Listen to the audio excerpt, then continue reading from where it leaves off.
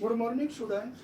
आज आपके सामने class +2 subject political science chapter 5 Congress प्रणाली चुनौतियां और पुनर्स्थापना। ध्यान से सुनिए। सन 1969 में हुए राष्ट्रपति पद के चुनाव पर संक्षिप्त नोट लिखे। तो सन 1969 के अंदर जो चुनाव हुए थे राष्ट्रपति पद के लिए, उनके ऊपर जो हमने डिस्कस करना है, बताना है। सन 1969 में हुए कांग्रेस के विभाजन का एक मुख्य कारण उसी वर्ष राष्ट्रपति पद के लिए हुआ चुनाव था। तो 1969 में कांग्रेस के विभाजन का मुख्य कारण, यानी कि 1969 के अंदर जो कांग्रेस का विभाजन हुआ था, उसका मुख्य कारण जो उसी वर्ष जो राष्ट्रपति पद के लिए जो चुनाव हुआ था, वो मुख्य कारण बना था। तत्कालीन राष्ट्रपति डॉक्टर जाकिर हुसैन की मृत्यु के पश्चात, जो उस समय राष्ट्रपति थे, उसकी मृत्यु जो है 1969 के अंदर हो गई। सिंडिकेट ने तत्कालीन लोकसभा अध्यक्ष संजीवा रेड्डी को राष्ट्रपति पद के लिए पार्टी का उम्मीदवार घोषित कर दिया। तो उस समय जो तत्कालीन राष्ट्रपति जाकिर हुसैन था, उसकी मृत्यु हो गई। उसके बाद जो सिंडिकेट यानी कि जो एक ताकतवर नेताओं का जो एक समूह था, उसे जो सिंडिकेट के नाम से जाना जाता है, उन्होंने जो है संजीवा रेड्डी को जो राष्ट्रपति पद के लिए जो है अपनी पार्टी का उम्मीदवार घोषित कर दिया। प्रधानमंत्री इंदिरा गांधी को इस नाम से सहमति नहीं थी, लेकिन जो प्रधानमंत्री श्रीमती इंदिरा गांधी थी, वो जो है इसे पसंद नहीं करती थी, इस नाम से सहमत नहीं थी, क्योंकि दोनों के बीच कुछ समय से अनबन चल रही थी। क्योंकि दोनों के बीच में जो आपस में काफी टाइम से जो अनबन चल रही थी, इंदिरा गांधी ने तत्कालीन उपराष्ट्रपति वी गिरी को राष्ट्रपति पद के लिए चुनाव लड़ने के लिए प्रेरित किया। तो इंदिरा गांधी ने क्या किया कि संजीवा रेड्डी के स्थान पर जो उस समय उपराष्ट्रपति था वी गिरी, उसको जो है अपना उम्मीदवार घोषित कर दिया और राष्ट्रपति पद के चुनाव के लिए उन्होंने जो है उसको जो खड़ा कर दिया, जिसमें स्वतंत्र पार्टी तथा जनसंघ के उम्मीदवार श्री देशमुख मुख्य थे। तो इसके अंदर जो है इनके अलावा और भी जो है राष्ट्रपति पद के लिए जो है, यानी कि संजीवा रेड्डी वी गिरी के अलावा जो है और भी जो है राष्ट्रपति पद के लिए खड़े हुए, जिनमें मुख्य रूप से जो है स्वतंत्र तथा जनसंघ पार्टी के उम्मीदवार श्री देशमुख भी शामिल थे, यानी कि वे भी जो है राष्ट्रपति पद के लिए खड़े हुए। चुनाव में डाले गए मतों की जब गिनती हुई, तो प्रथम पसंद के आधार पर कोई भी उम्मीदवार चुनाव जीतने में सफल नहीं हुआ। जब वोट पड़ चुके, उसके बाद जब गिनती हुई, तो जब पहली पसंद के अनुसार इनकी गिनती हुई, वोटों की गिनती हुई, तो उस टाइम पर किसी भी उम्मीदवार को जो है सफलता हासिल नहीं हुई। दूसरी पसंद के आधार पर वी गिरी चुनाव जीतने में सफल हुए, लेकिन दूसरी पसंद के आधार पर जो है वी गिरी जो है राष्ट्रपति पद के अंदर जो है चुनाव में जीत गए। अब देखिए, दल बदल की राजनीति के प्रारंभ होने पर एक नोट लिखिए। दल बदल की राजनीति क्या है, ये क्यों प्रारंभ हुई? 1967 के चुनाव ने भारतीय राजनीति में दल बदल की राजनीति को जन्म दिया। तो 1967 का जो चुनाव हुआ, उसके अंदर भारतीय राजनीति के अंदर जो है दल बदल की राजनीति जो उभर कर सामने आई। दल बदल का अर्थ किसी विधायक या सांसद द्वारा उस दल को छोड़ देना। दल बदल का मतलब है कि कोई भी विधायक जो किसी पार्टी से जीत जाता है, तो जीतने के बाद उस पार्टी को छोड़कर किसी दूसरे दल में शामिल हो जाता है, जिसके टिकट पर उसने चुनाव लड़ा था और विजय प्राप्त हुआ था। यानी कि जिस दल के उम्मीदवार के रूप में जो चुनाव में खड़ा हुआ था और वो जीत जाता है, उस समय दल बदल पर कोई कानूनी प्रतिबंध नहीं था और दूसरे दल में चला जाता है। तो 1967 के समय जो है दल बदल के ऊपर किसी प्रकार का कोई प्रतिबंध नहीं था, क्योंकि पहले कभी ऐसा नहीं हुआ था। क्योंकि दल बदल जो है पहले इतना देखने में नहीं आया था। प्राय सत्ता प्राप्ति के या किसी अन्य प्रकार के लाभ के लालच में ही दल बदल किया जाता था। सत्ता प्राप्ति के लिए या लोभ लालच के लिए जो है दल बदल किया जाता था। विचारधारा सिद्धांतों के आधार पर नहीं, यानी कि पार्टियों की विचारधारा के आधार पर जो है दल बदल नहीं किया जाता था। हरियाणा, उत्तर प्रदेश तथा मध्य प्रदेश के राज्यों में दल बदल के कारण कांग्रेस सत्ता विहीन हुई। तो हरियाणा के अंदर, उत्तर प्रदेश में, मध्य प्रदेश के अंदर दल बदल की वजह से जो कांग्रेस पार्टी जो पहले सत्ता में थी, वो सत्ता विहीन हो गई। हरियाणा में कांग्रेस की सरकार बन सकती थी, परंतु कांग्रेस के एक नेता राव वीरेंद्र सिंह ने मुख्यमंत्री बनने के लालच में कई साथियों के साथ दल बदल किया। तो 19 जो है हरियाणा के अंदर जो उस समय कांग्रेस पार्टी की सरकार बन सकती थी और कांग्रेस पार्टी का जो नेता था राव वीरेंद्र, वो जो है मुख्यमंत्री के लालच में आकर उसने जो उस पार्टी को छोड़ के कोई दूसरी पार्टी ज्वाइन कर ली, दूसरी पार्टी में शामिल हो गया।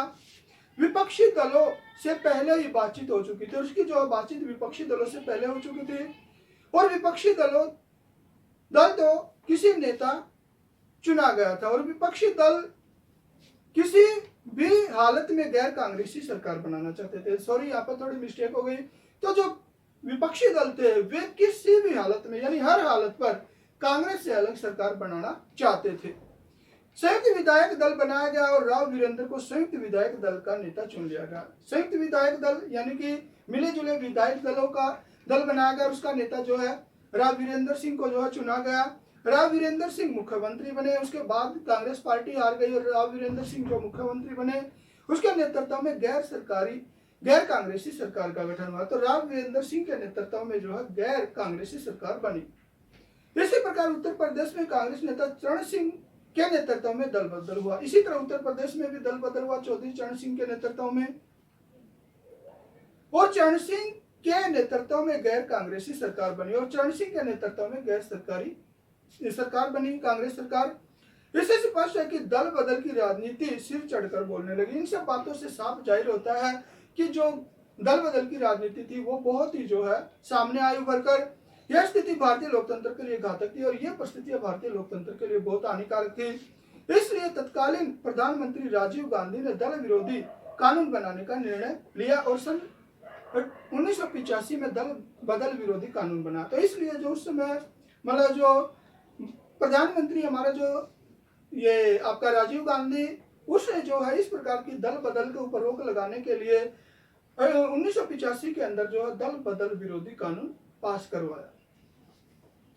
उसके बाद प्रिवी पर्स की संक्षिप्त पर नोट लिखिए। प्रिवी पर्स क्या है, इसके बारे में।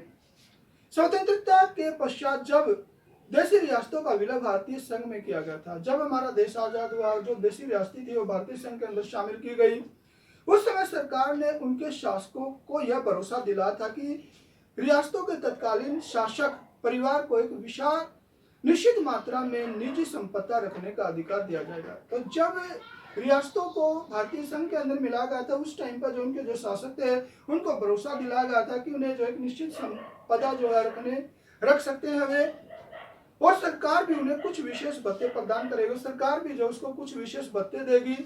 रियासत के विस्तार, राजस्व और क्षमता के अनुसार शासक की निजी संपदा और सरकारी भत्ते का निर्धारण किया जाएगा। रियासत के अनुसार उनके सरकारी भत्ते निश्चित किए जाएंगे, निजी संपदा जो है निश्चित की जाएगी।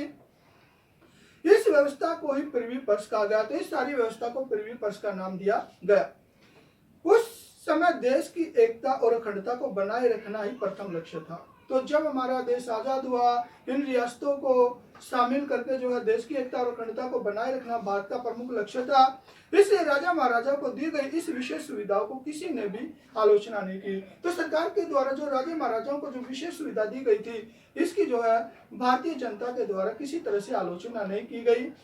लेकिन धीरे धीरे इस व्यवस्था के प्रति लोगों के मन में असंतोष उत्पन्न होने लगा। लेकिन धीरे धीरे क्या हुआ कि जो रियायतें, वेतन भत्ते वगैरह जो भत्ते दिए गए थे राजाओं को, उनके प्रति लोगों के मन में जो है संतोष की भावना उभरने लगी, क्योंकि वे वंशानुगत विशेषाधिकार, भारतीय संविधान में उल्लेखनीय समानता, सामाजिक आर्थिक न्याय के सिद्धांतों के विरुद्ध थे। क्योंकि हमारे संविधान के अंदर जो समानता का अधिकार दिया गया है, ये सारे वेतन भत्ते जब राज परिवार को दिए जा रहे थे तो वो जो है समानता के अधिकार का उल्लंघन करते थे। नेहरू जी भी इस व्यवस्था से संतुष्ट नहीं थे। तो नेहरू जी भी जो इस व्यवस्था से खुश नहीं थे। सन 1967 के चुनाव के बाद इंदिरा गांधी ने प्रिवी पर्स खत्म करने की लोगों की मांग का समर्थन किया। तो 1967 के चुनाव के बाद क्या हुआ कि श्रीमती इंदिरा गांधी के द्वारा जो है लोगों की इस बात को मान लिया गया कि जो प्रिवी पर्स जो राजाओं को भत्ते दिए जाते हैं उसको खत्म कर दिया जाएगा।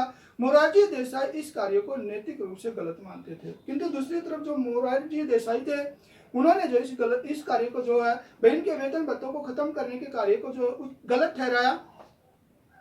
उनके अनुसार पृथ्वी पर्स को समाप्त करना, रियासतों के साथ गद्दारी करना होगा। तो जो मोरारजी देसाई है उनका ये कहना था कि अगर राजाओं के साथ हम ऐसा करते हैं, पृथ्वी पर्स को समाप्त करते हैं, तो इससे हम जो उनके प्रति गद्दारी करते हैं। सरकार ने सन 1970 में संविधान में संशोधन कर भी पृथ्वी पर्स की व्यवस्था को समाप्त करने की कोशिश की। तो संविधान के द्वारा सरकार के द्वारा जो है 1970 के अंदर संविधान में संशोधन करके इस पृथ्वी पर्स को समाप्त करने की कोशिश की थी। लोकसभा ने पृथ्वी पर्स बिल को पारित कर दिया। लोकसभा ने तो जो इस बिल को पास भी कर दिया था, लेकिन राज्यसभा में यह बिल पारित नहीं हो पाया, लेकिन राज्यसभा के अंदर यह बिल पास नहीं हो पाया। परिणाम स्वरूप सरकार ने पृथ्वी पर्स को समाप्त करने के लिए एक अध्यादेश जारी कर दिया था, जिसके परिणाम स्वरूप सरकार ने जो है इस बिल को समाप्त करने के लिए, पृथ्वी पर्स को समाप्त करने के लिए जो एक अध्यादेश जारी किया। विरोधियों ने इस अध्यादेश को सर्वोच्च न्यायालय में चुनौती दी। विरोधियों ने जिसका विरोध किया और सर्वोच्च न्यायालय के अंदर जो इसको समाप्त न करने की अपील की। सर्वोच्च न्यायालय ने केस की सुनवाई के बाद अध्यादेश को निरस्त कर दिया। तो सर्वोच्च न्यायालय ने सुनवाई की, उसके बाद जो है इसको जो है अध्यादेश को निरस्त कर दिया। सन 1971 में लोकसभा के चुनाव में इंदिरा गांधी ने पृथ्वी पर्स के मामले को चुनावी मुद्दा बनाया। तो उसके बाद दोबारा से जब चुनाव हुए 1971 के अंदर, तो श्रीमती इंदिरा गांधी के द्वारा जो है ये पृथ्वी पर्स का जो है मुद्दा मेन मुद्दा बनाया गया और पृथ्वी पर्स को समाप्त कर दिया गया। और चुनाव में जीतने के बाद जो है इस पृथ्वी पर्स को जो समाप्त कर दिया गया। इस तरह से जो है राजा महाराजाओं को जो भत्ते दिए जाते थे, सुविधाएं दी जाती थी, वे सारी की सारी जो है समाप्त कर दी गई। अब देखिए, भारतीय राजनीति में आया राम गया राम से आप क्या समझते हैं? दल बदल की राजनीति आरंभ होने से भारतीय राजनीति के शब्द कोश में एक नया वाक्य या शब्द की बढ़ोतरी हुई, जिसे आया राम गया राम कहा जाता है। तो जैसे ये दल बदल की राजनीति प्रारंभ हुई, तो इससे भारतीय राजनीति में एक नया शब्द और जुड़ गया, जिसे आया राम गया राम के नाम से जाना जाता है। उन दिनों सारे भारत में आम आदमी, यहाँ तक कि बच्चे भी इस वाक्य से परिचित हो गए। तो उन दिनों जो है भारत के अंदर जो है इस वाक्य से बड़े आदमी तो क्या, बच्चे भी जो है आया राम गया राम यानी इस वाक्य से काफी अच्छी तरह से परिचित हो गए। विधायकों द्वारा जल्दी जल्दी एक दल को छोड़कर दूसरे दल में सम्मिलित होने और कुछ समय के बाद फिर अपनी पहली पार्टी में आने की घटनाएं प्रतिदिन होने लगी। जैसे कि मान लीजिए सदस्यों ने जो अपनी पार्टी को पहले छोड़ दिया, किसी दूसरी पार्टी मिल गए, उसके बाद जो वो उस पार्टी को छोड़ के पहले वाली पार्टी के अंदर मिल गया। इस प्रकार की जो घटनाएं दिन प्रतिदिन होने लगी।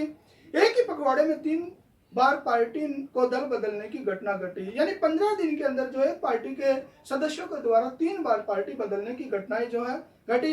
इसलिए कई बार लोग मजाक में पूछते थे कि वह आया राम है या गया राम। तो इस प्रकार जो है लोगों ने मजाक में बातें बनानी शुरू कर दी कि आया राम है या गया राम, यानी ये पार्टी छोड़ के आया, पार्टी छोड़ के गया है। आया राम गया राम का वाक्य हरियाणा में शुरू हुआ। तो ये वाक्य जो हरियाणा से शुरू हुआ और फिर इसने सारे भारत में चुटकुलों और मजाकों का रूप ले लिया। हरियाणा के बाद ये पूरे भारत में फैल गया और चुटकुलों के रूप में, मजाक के रूप में जो है ये वाक्य प्रसिद्ध हुआ। आया राम गया राम की घटना भारतीय राजनीति में एक शर्मनाक घटना थी। तो आया राम गया राम की जो घटना थी, यानी कि पार्टी को छोड़ना, पार्टी में शामिल होना, यह भारतीय राजनीति के लिए बहुत ही शर्मनाक घटना थी। दल बदलू मुख्यमंत्री बने, जिन्होंने दल बदला वे मुख्यमंत्री बनाए गए, मंत्री बने। जिन विधायकों को मंत्री पद नहीं मिला झट से दल बदल लेते थे। अगर मान लीजिए पार्टी जीत जाती है, किसी विधायक को कोई मंत्री पद नहीं दिया गया, तो वो उस दल को छोड़कर किसी दूसरी पार्टी के अंदर मिल जाते थे। कई बार धन के लालच में भी दल बदल हुए। कई बार कई नेताओं के द्वारा जो धन के लालच में भी दल बदल किया गया। सन 1967 में 100 से अधिक दल बदलू मंत्री बने। तो 1967 के अंदर 100 से ज्यादा जो उम्मीदवार थे, दल बदलू उम्मीदवार थे, वे जो है मंत्री बने और 550 से भी अधिक विधायकों ने दल बदले और 550 से भी ज्यादा विधायकों ने अपनी पार्टियां बदली। सन 1967 से सन 1970 तक 1400 विधायकों ने दल बदल किया। तो 67 से लेकर 70 तक यानी 3 साल के अंदर 1400 विधायकों ने जो पार्टी को बदला। दल बदल की स्थिति पर सन 1971 के बाद कुछ ठहराव आया। तो जो दल बदल की जो राजनीति चल रही थी 67 से 70 के बीच में, तो 1971 के अंदर जो है इसके अंदर कुछ बदलाव आया, ठहराव आया, जबकि राज्यों में स्थिर कांग्रेस बनी और कई राज्यों के अंदर जो स्थिर कांग्रेस पार्टी की सरकारें बनी। सन 1970 के बाद केंद्र में यह बीमारी फैली। सन 1971 के बाद केंद्र में भी जो है ये बीमारी यानी दल बदल की तेजी से फैली और 1979 में जनता पार्टी के 100 से अधिक सांसदों ने चुनाव पार्टी छोड़ी। और 1969 के अंदर क्या हुआ, 1979 के अंदर 100 से भी ज्यादा सांसदों ने यानी कि जनता पार्टी को छोड़ दिया, जिसके परिणाम स्वरूप चौधरी चरण सिंह को प्रधानमंत्री बनने का मौका मिला, जिसकी वजह से चौधरी चरण सिंह को प्रधानमंत्री बनना, हालांकि संसद में अपना बहुमत प्रकट न कर सकने के कारण उसे कुछ ही दिनों के पश्चात अपना त्याग पत्र दे दिया। लेकिन संसद के अंदर जो अपना बहुमत पास नहीं कर पाया, जिसकी वजह से वो जो है त्याग पत्र देना पड़ा उसे। दल बदल के कारण ही सन 1980 तथा 91 के मध्यावधि चुनाव करवाने पड़े। तो 1980 तथा 91 के दल बदल की वजह से जो है बीच में चुनाव करवाने पड़े और गैर कांग्रेसी मंत्रिमंडलों को समय से पहले अपना त्याग पत्र देना पड़ा। और जो गैर कांग्रेसी मंत्रिमंडल, जो कांग्रेस के नहीं थे, गैर कांग्रेसी जो मंत्रिमंडल थे, उनको अपने समय से पहले जो है त्याग पत्र देना पड़ा। कांग्रेस पार्टी के पुनर्स्थापना से आप क्या समझते हैं? कांग्रेस पार्टी की पुनर्स्थापना का अर्थ दोबारा स्थापित करना। पुनर्स्थापना का मतलब है दोबारा से स्थापित करना। श्रीमती इंदिरा गांधी ने कांग्रेस पार्टी को केवल जीवित ही नहीं किया बल्कि उसको पुनर्स्थापित किया। कांग्रेस पार्टी का अस्तित्व लगभग खत्म सा हो गया था, तो श्रीमती इंदिरा गांधी के द्वारा इसे पुनर्जीवित किया। इसकी जो पुनर्स्थापना की, संगठन की दृष्टि से आपसी मतभेदों के कारण पार्टी बहुत कमजोर हो गई थी, यानी कि पार्टी के अंदर आपसी मतभेदों की वजह से ये कांग्रेस पार्टी बहुत ज्यादा कमजोर हो गई थी। परंतु इंदिरा गांधी ने इसे दोबारा मजबूत किया। लेकिन इंदिरा गांधी के द्वारा जैसे पुनर्जीवित किया गया, मजबूत किया। इंदिरा गांधी ने सन 1971 के आम चुनाव में अपने भाषणों में गरीबी हटाओ जैसा लोकप्रिय नारा दिया। तो 1971 के अंदर जो चुनाव हुए उसके अंदर श्रीमती इंदिरा गांधी के द्वारा जो बहुत ही लोकप्रिय नारे दिए गए, जैसे गरीबी हटाओ, जिसने जादू जैसा काम किया। और इन नारों ने जो है लोगों के मन के अंदर जादू जैसा कार्य किया। इससे उन्होंने कांग्रेस में जनता का खोया हुआ विश्वास फिर से हासिल कर लिया। इस तरह से जो है जनता ने जो कांग्रेस का विश्वास खो रखा था, श्रीमती इंदिरा गांधी के द्वारा जो है जनता के अंदर दोबारा से कांग्रेस के प्रति विश्वास पैदा हो गया और चुनाव में भारी बहुमत प्राप्त करके कांग्रेस पार्टी को पुनर्स्थापित किया। और कांग्रेस में चुनाव हुए जब इंदिरा गांधी के 1971 के अंदर, उसने जो है भारी बहुमत से विजय प्राप्त की और कांग्रेस पार्टी को जो है दोबारा से पुनर्स्थापित किया या पुनर्जीवित किया। दल बदल का क्या अर्थ है, स्पष्ट कीजिए। साधारण जब कोई व्यक्ति एक राजनीतिक दल के टिकट पर चुनाव जीतने के पश्चात अपने निजी स्वार्थ, सरकार को उलटने के उद्देश्य से अपना दल छोड़कर दूसरे दल में शामिल हो जाता है तो उसे दल बदल कहा जाता है। यानी कि जब कोई व्यक्ति या विधायक किसी एक राजनीतिक दल को छोड़कर अपने स्वार्थ के लिए, पैसे के लालच में या सरकार उलटने के चक्कर में, सरकार का तख्ता पलटने के चक्कर में, सरकार गिराने के चक्कर में किसी दूसरी पार्टी के अंदर चला जाता है तो उसे जो है दल बदल कहा जाता है। दल बदल में मुख्य निम्नलिखित बातें शामिल होती है और दल बदल के अंदर बहुत सी बातें शामिल है, जैसे एक विधायक का उस दल को छोड़कर जिसके टिकट पर वह चुना है किसी अन्य दल में सम्मिलित हो जाना। कोई भी विधायक है जिस पार्टी का उम्मीदवार है उसके पार्टी के मतलब चुनाव चिन्ह पर या पार्टी की तरफ से विजय हुआ है और जीतने के बाद वो उस पार्टी को छोड़कर या दल को छोड़कर किसी दूसरे दल में शामिल हो जाता है तो इसे दल बदल का नाम दिया जाता है। किसी दल के टिकट पर चुने जाने के बाद विधायक का दल छोड़कर निर्दलीय होने जाना, यानी किसी पार्टी के सदस्य के रूप में वो चुनाव में जीतता है, उसके बाद उस पार्टी को छोड़कर निर्दलीय हो जाता है तो उसे भी जो है दल बदल कहा जाता है। किसी विधायक का निर्दलीय तौर पर चुने जाने के बाद किसी दल में शामिल होना या कोई जो निर्दलीय उम्मीदवार है जीतने के बाद किसी दल में शामिल हो जाता है उसे भी जो है दल बदल कहा जाता है। विधायक का अपने दल के नियमानुसार मतदान न करना अथवा मतदान से उपस्थित रहना। विधायक का अपने दल के नियमानुसार या निर्णय अनुसार, यानी जिस दल है उसने जो भी निर्णय लिया उस निर्णय के अनुसार अगर कोई विधायक अपना मतदान नहीं करता है या उस समय अनुपस्थित रहता है तो ऐसी परिस्थिति के अंदर भी दल बदल समझा जाता है। इस प्रकार दल बदल का विशेष रूप से यह अर्थ लिया जाता है और इस प्रकार दल बदल का विशेष रूप से यह अर्थ है कि जब कोई विधायक अपनी इच्छा अनुसार जब चाहे दल बदल ले, कोई भी विधायक अपनी इच्छा अनुसार जब चाहे दल बदल ले या अपने दल के निर्णय अनुसार सदन में आचरण न करे या अपने दल के अनुसार सदन के अंदर व्यवहार न करे, आचरण न करे तो वह दल बदल है। तो इस प्रक्रिया को जो है दल बदल समझा जाता है। तो बेटा आज आपके सामने जो है चैप्टर 5 के 4-4 अंक के 6 प्रश्न समझा दिए हैं। ये प्रश्न आप सभी ने अच्छी तरह से याद करने हैं। धन्यवाद।